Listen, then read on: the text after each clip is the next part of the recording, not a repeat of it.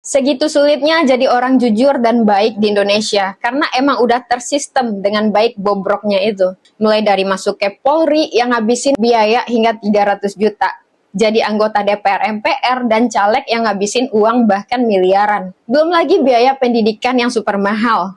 Dari jenjang SD, sarjana, diploma, magister, bahkan profesor. Yang ngabisin biaya nggak terhitung jumlahnya. Sementara, tahu sendirilah, perekonomian di Indonesia mayoritas menengah ke bawah. Angka kelahiran meningkat, persaingan ketat, lapangan kerja ngandat, angka kejahatan meningkat. Halalkan apa aja agar kehidupan naik derajat. Akhirnya yang terfikirkan bagi orang-orang cerdas, terdidik itu adalah bagaimana agar bisa balik modal. Koreksi kalau benar. Boro-boro mikirin perubahan, mikirin kesejahteraan orang lain, apalagi revolusi. Yang ada cuma ambisi. Jadi, kalau kalian bercita-cita pengen kaya di negara ini, jangan jadi polisi, jangan jadi menteri, jangan jadi dokter, jangan jadi guru, jadi caleg, anggota dewan, apalagi jadi pengacara. Jadi pedagang aja tuh di pasar, jelas. Karena profesi-profesi mulia yang saya sebut di atas, tidak pantas untuk orang-orang yang isi otaknya kapitalis. Profesi mulia yang saya sebut di atas, seperti lebih ke pengabdian untuk khalayak umum. Orang yang udah puas sama dirinya dan ingin berdampak bagi orang lain. Bukan lagi lebih ke mementingkan pribadi atau keluarga sendiri. Nggak munafik, hidup butuh duit. Makin kita berilmu dan bergelar, tentu saja siapa aja itu ingin dihargai lebih tinggi. Dan lihat kenyataan di negeri ini. Tidak ada orang berilmu yang dihargai. Lebih banyak orang menemukan jati diri untuk dihargai itu di luar negeri. Ya nggak salah juga, karena di negara sendiri seperti ini. Jadi wajarlah orang-orang yang beneran cerdas itu menetap di luar negeri. Entah sebagai dokter, pengacara, dan lain-lain.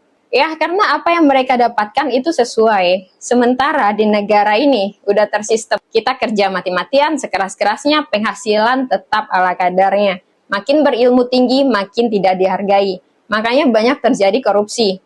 Bukan berarti saya suruh naikin gaji pejabat loh. Maksud dari video ini, kalau kalian cuma mau cari kaya, jangan ambil profesi yang saya sebut tadi.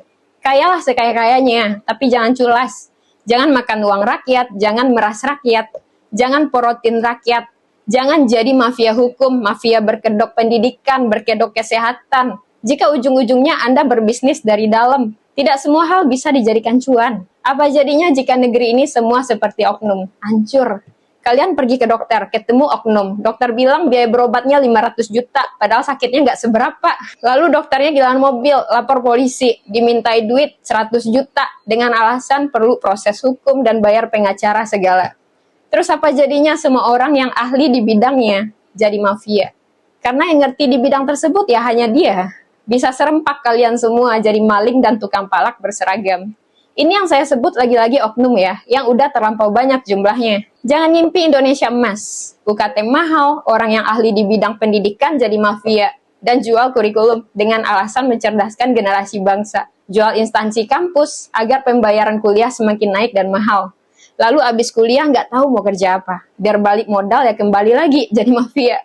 Lah begitulah siklusnya kehidupan yang terjadi saat ini di Konoha. Jadi orang baik dan jujur akan terus dimiskinkan. Semua orang lebih memilih menjilat ke pejabat. Halalkan praktek orang dalam, nepotisme, agar hidup tetap dalam keberlanjutan. Makan tuh keberlanjutan. Yang digaungkan selama ini bukan buat rakyat, tapi buat kalangan pejabat dan antek-anteknya. Terutama bagi keluarga Pak Wowi dan keturunannya. Saking susahnya hidup di Konoha.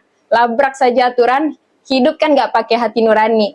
Praktek oligarki, kejar ambisi. Jadi nggak usah baper sama bacot anak kemarin sore kayak saya. Hiduplah sekarang sesuka Anda, tapi ingat, ntar juga dihisap kok.